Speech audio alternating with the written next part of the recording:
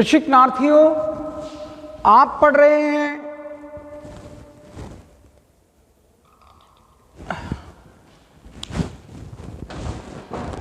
Good morning students, online classes में I welcome to all of you. प्रशिक्षणार्थियों, gender school and society में आप पढ़ रहे हैं महिला सशक्तिकरण के मार्ग में आने वाली बाधाएं। प्रशिक्षणार्थियों, महिला सशक्तिकरण के मार्ग में हमारे देश की भारतीय सामाजिक संरचना का होना एक बहुत बड़ी बाधा है। हमारे देश की महिलाओं का अशिक्षित होना भी एक बहुत बड़ी बाधा है। प्रशिक्षणार्थियों, महिलाओं में संकोच का होना भी महिला सशक्तिकरण के मार्ग में होने वाली या आने वाली एक बहुत बड़ी बाधा है। प्रशिक्षणार्थियों, महिलाओं को या महिलाओं का जो समाजीकरण किया जाता है, उस समाजीकरण के अंतर्गत महिलाओं को आप देखते हैं परिवार में संकोच की शिक्षा दी जाती है। उनके स्वभाव को ठोक पीट कर संकोची बनाया जाता है। उनको घर में दबाया जाता है, डराया जाता है, धमकाया जाता है और उनको यही शिक्षा दी जाती है कि वो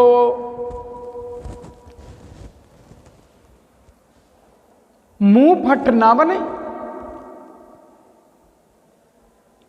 उनके लिए लाज नामक पाठ पढ़ाया जाता है, जिस पाठ को उनके लिए कहा जाता है कि महिलाओं का गहना है लाज करना।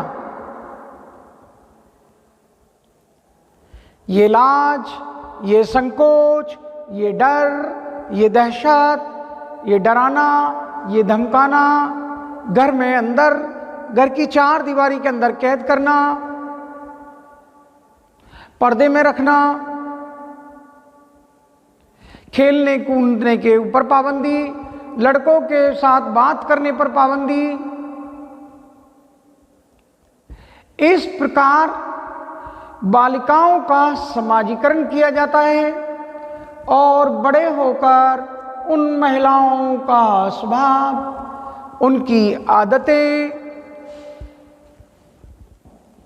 उनकी जिंदगी का हिस्सा बन जाती हैं और वो स्वभाव उनका संकोच में बदल जाता है।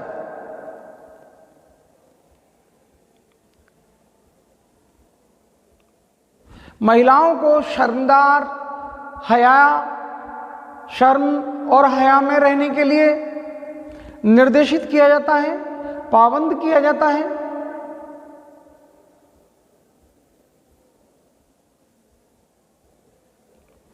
उनको घर से अकेले बाहर निकलने पर पाबंदी, लड़कों के साथ खेलने कूदने पर पाबंदी, घर से बाहर बाजार जाने पर पाबंदी और दायरे बना दिए गए हैं कि मर्द बाहर का कार्य करेंगे, महिलाएं घर का काम करेंगी या घर में हाथ बटाएंगी। इन दायरों से महिलाओं का समाजीकरण इस प्रकार होता है कि उनका स्वभाव संकोची बन जाता है और वो संकोची स्वभाव से अपनी स्थिति को मजबूत नहीं कर पाती।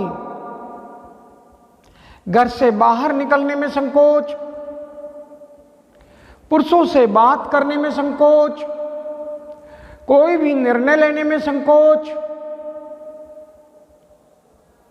और ये संकोच उनके लिए, उनकी पूरी जिंदगी के लिए दुखदायी बन जाता है। प्रशिक्षणार्थियों, महिलाओं में जब तक इस संकोच को दूर नहीं किया जाता, तब तक महिलाओं को सशक्त नहीं किया जा सकता। प्रशिक्षणार्थियों, महिलाओं की आर्थिक पराधीनता पर चर्चा करते हैं।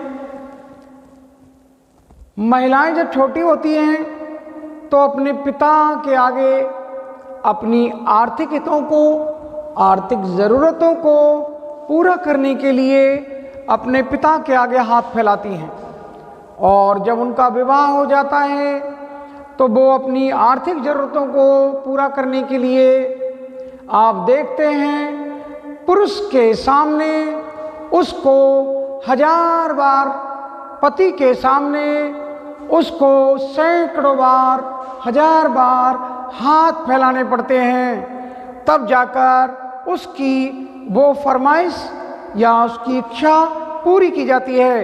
तो आप उसका दर्द समझ सकते हैं कि उसको कितना दर्द हुआ होगा कि उसको पुरुष के सामने हाथ फैलाने पड़ रहे हैं और कितनी बार उसको पैसे मांगने पड़ते हैं, तब जाकर उन पैसों की पूर्ति होती है, जिन पैसों को मांगते समय वो शर्म से, लज्जा से गड़गड़ जाती है। ये आर्थिक पराधीनता महिलाओं को सशक्त नहीं होने देती। पति के घर पति के सामने हाथ फैलाना, पिता के घर पिता के सामने हाथ फैलाना, और वृद्धावस्था में पुत्र आदि के आगे उसको हाथ फैलाने पड़ते हैं।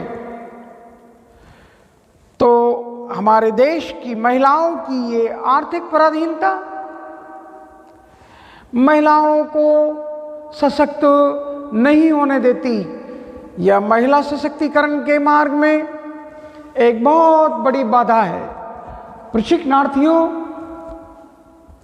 महिलाओं की इस आर्थिक पराधीनता को दूर करके ही हम महिलाओं को सशक्त कर सकते हैं। प्रशिक्षणार्थियों, महिलाओं में असुरक्षा का होना या असुरक्षा का भय का होना, ये भी एक बहुत बड़ी बाधा है। किसी भी महिलाओं को असुरक्षा का भय हर वक्त सताता रहता है।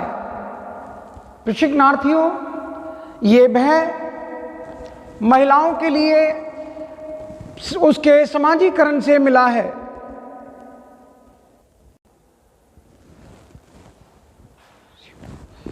महिलाओं में असुरक्षा का भय उनको परिवार के द्वारा, उनके समाजीकरण के द्वारा दिया गया होता है।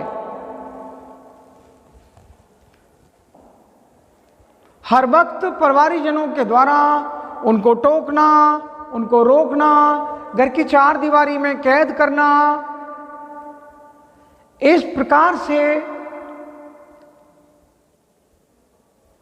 उनको भयभीत रखा जाता है, और उसी का परिणाम ये निकलता है कि वो जब कभी इधर उधर कहीं जाती हैं तो उनके साथ वो भय की होने से, वो डर के होने से, या उनके नेचर के ऐसा बन जाने से उनके साथ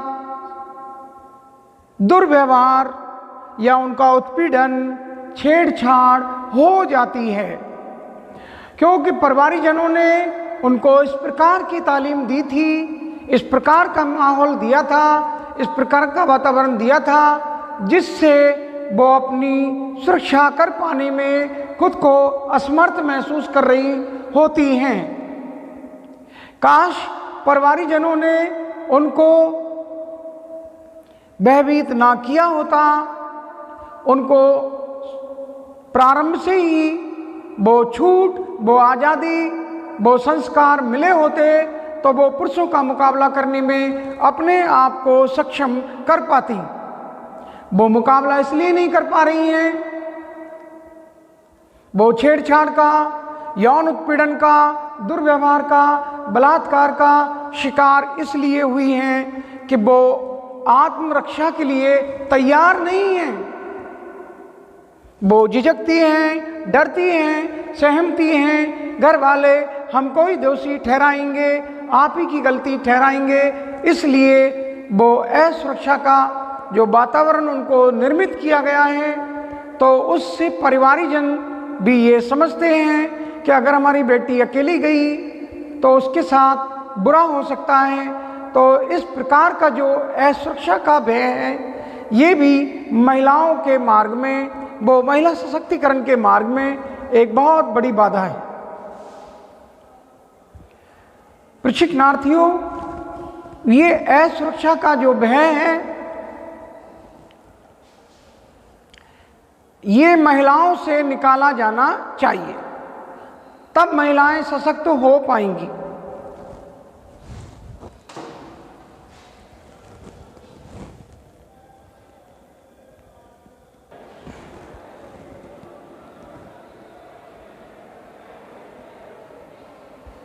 प्रशिक्षणार्थियों,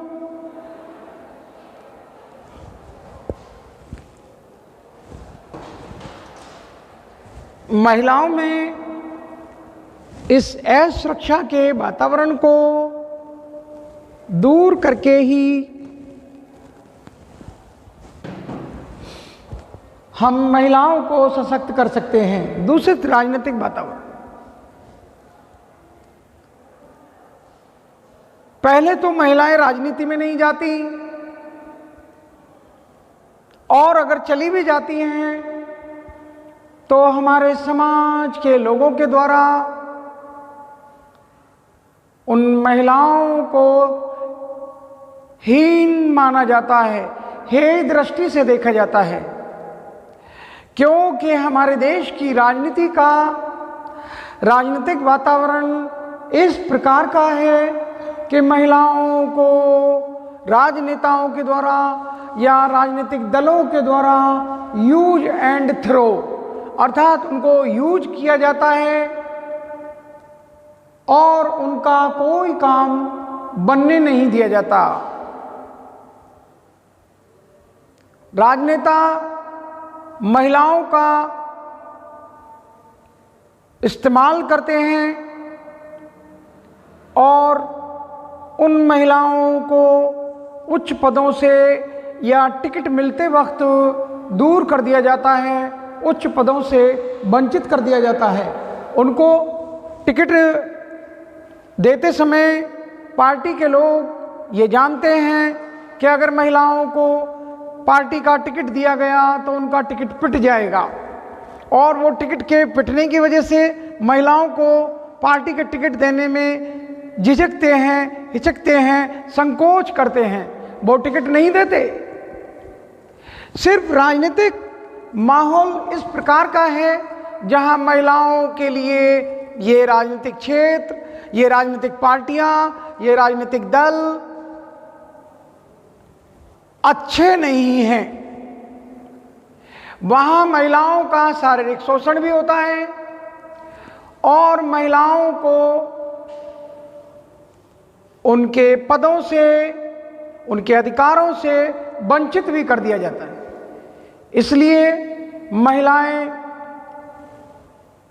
जो राजनीति में आ गई हैं, उनको अपनी राजनीति को चमकाने के लिए ढेर सारी कुर्बानियों का सामना करना पड़ता है, ढेर सारी बाधाओं का सामना करना पड़ता है। तो प्रशिक्षणार्थियों, सबसे बड़ी बाधा यही है महिला सशक्तिकरण के मार्ग में कि महिलाओं के लिए जो दूषित राजनीतिक माहौल है हमारे देश का, उसमें सुधार करना होगा। महिलाओं को वो सम्मान दिलाना होगा और राजनीतिक वातावरण को, जो दूषित राजनीतिक वातावरण है, उस राजनीतिक वातावरण को स्वस्थ करना होगा। प्रशिक्षणार्थियों, अगली बाधा है आर्थिक, सामाजिक, राजनीतिक जागरूकता का अभाव। हमारे देश में महिलाएं न अपने आर्थिक हितों के प्रति जागरूक हैं, न उनको सामाजिक अधिकारों के प्रति जागरूकता है, न वो अपने राजनीतिक अधिकारों के प्रति जागरूक बन पाई हैं। ऐसी स्थिति में महिलाएं अपने आप को समर्थ नहीं कर पाई, वो सशक्त नहीं हो पाई। उनको सशक्त होने के लिए राजनीतिक, सामाजिक, आर्थिक रूप से जागरूक होना होगा, आर्थिक हितों का ध्यान रखना होगा, सामाजिक हितों का ध्यान रखना होगा, राजनीतिक भागीदारी बढ़ानी होगी। जब तक वो अपनी राजनीतिक भागीदारी नहीं बढ़ाएंगी तब तक महिलाएं सशक्त नहीं हो सकती। पिछले 2010 के कानून में महिला आरक्षण बिल पर चर्चा होते होते वो अधूरी रह गई। महिला आरक्षण की जो बात है वो 2020 तक पूरी नहीं हो पाई है। महिलाएं अपने लिए कुछ सीट रिजर्व करवाना चाहती हैं, आरक्षित करना चाहती हैं और उनको वो आरक्षण मिलना ही चाहिए, तब जाकर हम देश की महिलाओं को सशक्त कर पाएंगे। किसी भी देश की महिलाओं के बिना उन पुरुषों से वो देश सशक्त नहीं हो सकता, विकसित नहीं हो सकता। तो देश को विकास के मार्ग पर लाने के लिए महिला को सशक्त करना होगा पुरुषों के समान। प्रशिक्षणार्थियों, महिला सशक्तिकरण के मार्ग में जो बाधाएं थी उन पर अभी हमने चर्चा की। अब हम चर्चा कर रहे हैं इन बाधाओं को किस प्रकार दूर किया जाए। नंबर 1, हमको सामाजिक जो हमारा ताना बाना है, पुरुष प्रधान समाज को बदलना होगा। महिलाओं को भी वही अधिकार मिलने चाहिए जो पुरुषों को प्रदान कर रखे। तो हमको अपनी सामाजिक संरचना को, सामाजिक ताने बाने को इस प्रकार से निर्मित करना होगा जिसमें यत्र नारीस्तु पूजन्ते तत्र रमन्ते देवता, नारियों को वो सम्मान दिया जाए। जब दुर्गा का प्रतीक माना जाता है, शक्ति का प्रतीक दुर्गा जी, धन का प्रतीक लक्ष्मी जी, ज्ञान का प्रतीक सरस्वती जी, अन्न का प्रतीक अन्नपूर्णा देवी, तो इतने बड़े सम्मान हैं तो फिर उनको दिए क्यों नहीं जा रहे हैं। बात है सामाजिक संरचना का गठन समानता पर आधारित होना चाहिए। स्त्री और पुरुष में कोई अंतर नहीं होना चाहिए। दोनों को समान रूप से सभी क्षेत्रों में समान रूप से सहभागी बनाया जाना चाहिए।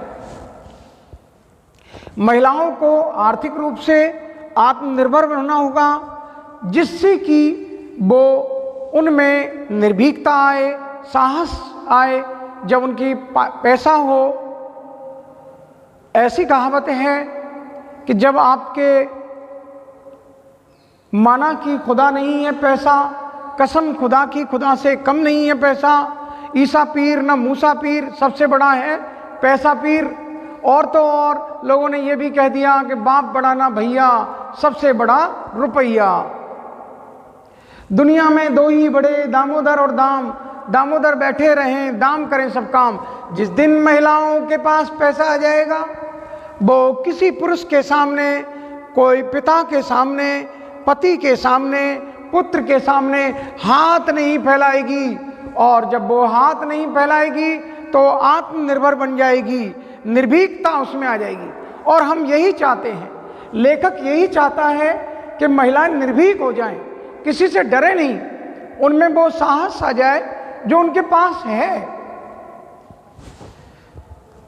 समान पारिवारिक सामाजिक उत्तरदायित्व। आप देखते हैं जो महिलाएं घर में सुबह से लेकर शाम तक और देर रात तक कार्य करती हैं, थक जाती हैं, बच्चों के लालन पालन में, घर के झाड़ू पोंछे में, सब्जी रोटी बनाने में, और तो और बड़े बूढ़ों को खुश रखने में, उनकी सेवा चाकरी करने में, उसका कब जवानी में ही बुढ़ापा आ जाता है किसी को खबर भी नहीं होती। और तो और उसको इस श्रम के करने के एवज में 1 रुपया नहीं मिलता। प्रशिक्षणार्थियों, कभी कभी ऐसा दिन भी आना चाहिए कि पुरुष घर में झाड़ू लगाए और महिला सब्जी लेने के लिए जाए, पुरुष घर में रोटियां बनाए और महिला बाहर के कार्य करके आए।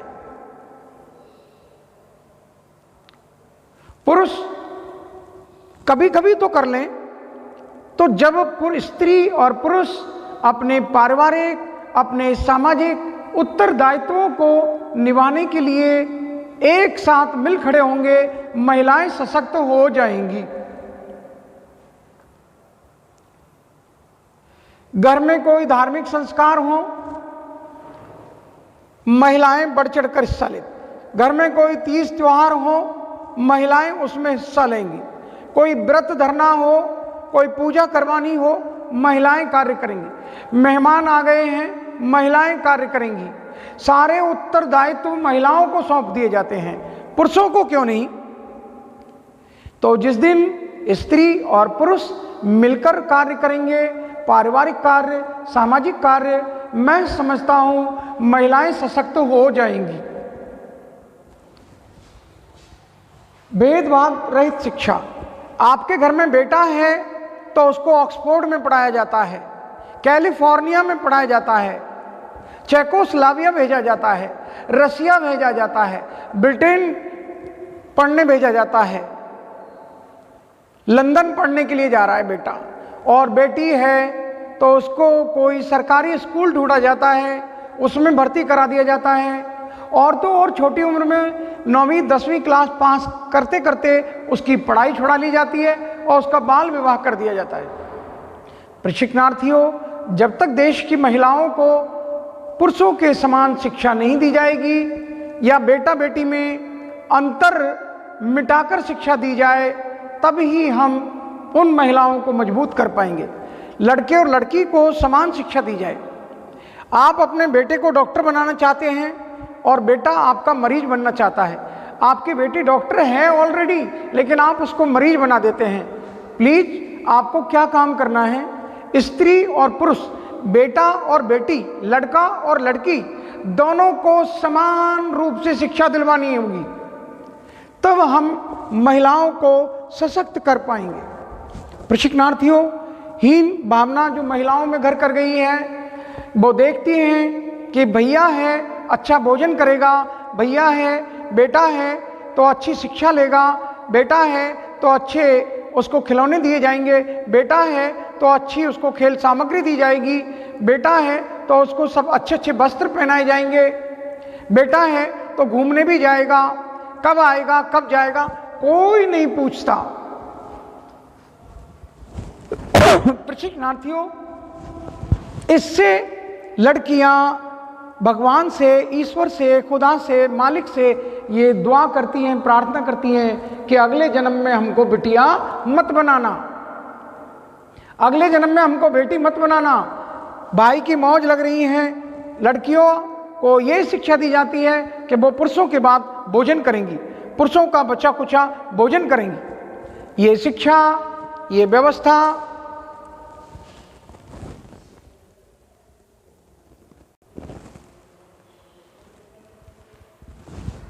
प्रशिक्षणार्थियों, ये हीन भावना की जब तक समाप्ति नहीं होगी, वो पुरुषों से अपने आप को हीन समझती रहेंगी, तब तक महिलाएं मजबूत नहीं हो सकती। महिलाओं को ये हीन भावना त्यागनी होगी और समाज को उनके साथ समानता का व्यवहार करना होगा। जो आप लड़के को गिफ्ट देते हैं वो लड़की को दीजिए, जो शिक्षा आप लड़के को देते हैं वो लड़की को दीजिए, जो भोजन आप लड़के को देते हैं वो लड़की को दीजिए, जो अच्छे वस्त्र आप लड़के को देते हैं वही वस्त्र लड़की को दीजिए, जो खेल सामग्री आप लड़के को देते हैं वो लड़की को दीजिए। निश्चित रूप से महिलाओं की ये हीन भावना उनसे दूर हो जाएगी। कोई ये दंत कथाएं नहीं है, ये सत्य कथाएं हैं।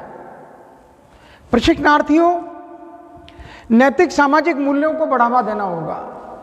जब बचपन में गर पढ़ी न विद्या धन न कमाया जीवन, बचपन में गर पढ़ी न विद्या धन न कमाया यौवन में, और वृद्ध भये नहीं धन कमाया शेष रहा क्या जीवन में। ये नैतिक शिक्षाएं हैं। बोलो झूठ ने अक्षर 5, कितने अक्षर हैं? 5। झूठ बोले कौआ काठे, नेकी कर दरिया में डाल, सजन रे झूठ मत बोलो, खुदा के पास जाना है, ना हाथी है ना घोड़ा है, वहां पैदल ही जाना है। ये क्या है? ये नैतिक शिक्षा है। हमको यत्र नारिस्तु पूज्यन्ते तत्र रमन्ते देवता, इस प्रकार की तालीम देनी होगी जिससे कि हम महिलाओं के प्रति सम्मान की भावना को लौटा सकें और उस नैतिक और सामाजिक मूल्यों को जानते हुए बालक और बालिका जब बड़े होंगे तो उनमें वही संस्कार होंगे जिनकी ये लेखक या हम कामना करते हैं। उन संस्कारवान शिक्षा, नैतिक और सामाजिक मूल्यों को बढ़ावा देने की शिक्षा, पाप और अपराध में अंतर उनको सिखाया जाए। इस नैतिकता के संस्कारों से भरी पूरी जब शिक्षा प्राप्त करेंगे तो वो बालक और बालिका उनमें सामाजिकता के गुण समाहित हो जाएंगे। निश्चित रूप से वो पुरुष समाज के द्वारा महिलाओं का सम्मान किया जाएगा और महिलाएं अपने आप को सशक्त करने में आगे बढ़ पाएंगी। राजनीतिक भ्रष्टाचार को समाप्त करना, जैसा कि मैं पहले कह चुका हूं कि जब तक हम राजनीतिक माहौल को चेंज नहीं करेंगे, महिलाओं के होने वाले उस शोषण को नहीं रोकेंगे जो राजनीतिक क्षेत्र में उनको यूज किया जाता है, सिर्फ प्रचार प्रसार के लिए रख लिया जाता है और उनके टिकट को काट दिया जाता है।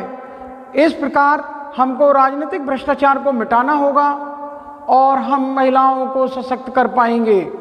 उनको आरक्षण जो निर्धारित किया गया है, वो आरक्षण जो उनको निम्न स्तर पर पंचायत समिति, ग्राम पंचायत, जिला परिषद, नगर निगम आदि क्षेत्रीय स्तर पर दिया गया है, वो उनको वहाँ पार्लियामेंट में जो मांग चल रही है वो भी पूरा होना चाहिए। आवश्यक ऐसे कानूनों का निर्माण किया जाए जो महिलाओं के हितों वाले हों और महिलाओं के लिए उन कानूनों का संरक्षण प्राप्त हो जिसमें पुरुषों के द्वारा दुर्व्यवहार किए जाने पर कठोर सजाओं का प्रावधान होना चाहिए। और तो और महिलाएं उन कानूनों के प्रति जागरूक हों, अपने हितों के प्रति जागरूक हों और अपने अधिकारों के प्रति जागरूक हों और वो अपने आप को सशक्त कर पाने में सक्षम हो जाएंगी। महिलाओं को मिलने वाली जो सुविधाएं हैं वो उनको प्रदान की जाएं और सरकार, समाज और स्वयं महिलाओं की विल पावर, इच्छा शक्ति इसमें कार्य करेगी। सरकार सहयोग करे, समाज सहयोग करे और स्वयं महिलाएं उठकर खड़ी हों। जब तक महिलाएं उठकर खड़ी नहीं होंगी, उनको अपने अधिकारों के प्रति उठकर खड़े होना होगा, जागरूक होना होगा और इस प्रकार वो अपने आप को सशक्त कर पाएंगी। प्रशिक्षणार्थियों, उनको निर्णय लेने के अधिकार से जो वंचित किया जाता है वो अधिकार उनको सौंप दिए जाएं। जो भी विषय हैं वो अपनी शिक्षा का अधिकार, शिक्षा का निर्णय ले सकती हैं। विवाह करने या ना करने का निर्णय ले सकती हैं। उनकी इच्छा है विवाह करें, उनकी इच्छा नहीं है विवाह ना करें। वो पुरुषों से धन ज्यादा कमाने के बावजूद भी कोई निर्णय नहीं लेती, उनको निर्णय का अधिकार नहीं दिया गया। चार दीवारी में कैद कर लिया गया है। मध्यम वर्ग की बेटियां घर से अकेले बाहर नहीं जा सकती। आपने देखा होगा उनको अकेले जाने की मनाही रहती है। तो इस प्रकार से उनको घर की चार दीवारी से बाहर निकाला जाए, आने जाने की उनको आज़ादी दी जाए, घूमने फिरने की आज़ादी दी जाए, शिक्षा में भेदभाव नहीं किया जाए, उनको रोजगार के मौके दिए जाने चाहिए। आप देखते हैं महिलाएं गृह कार्य करती हैं, 1 रुपया नहीं मिलता। महिलाएं कृषि के कार्य करती हैं, 1 रुपया नहीं मिलता। महिलाएं तकनीकी और प्रबंध के क्षेत्र में बहुत कम हैं। तो उन क्षेत्रों में उनको सरकार के द्वारा, स्वयंसेवी संस्थाओं के द्वारा रोजगार मुहैया कराए जाने चाहिए। रोजगार के बाद मीडिया ये महत्वपूर्ण भूमिका अदा करेगा हमारे देश की महिलाओं को सशक्त करने में। महिलाएं हमारे देश की बहुत, मैं समझता हूँ 90, 95 या 99% महिलाएं मीडिया से दूर हैं। मैं 99% कह रहा हूं, 99% महिलाएं मीडिया से दूर हैं।